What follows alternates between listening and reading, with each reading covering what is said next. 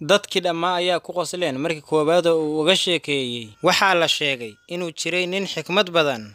Meel kasta ayayna dadku uga imaan jireen si ay ula tashadaan.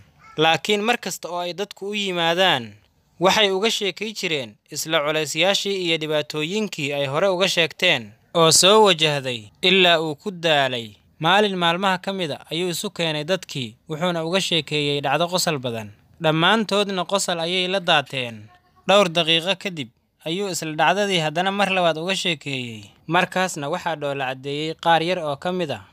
Wax yar markuu joogay ayuu mar saddexaad haddana ka sheekeeyey isla dhacdadii. Markaasna kuma qoslin hal qofna.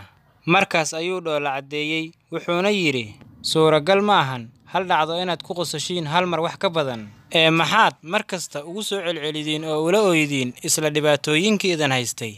Asxaabta qaaliga waxaan idin ka codsanayaa inaad follow na soo dhahdaan channelka Barafaylka saarana booqatana subscribe saartaan.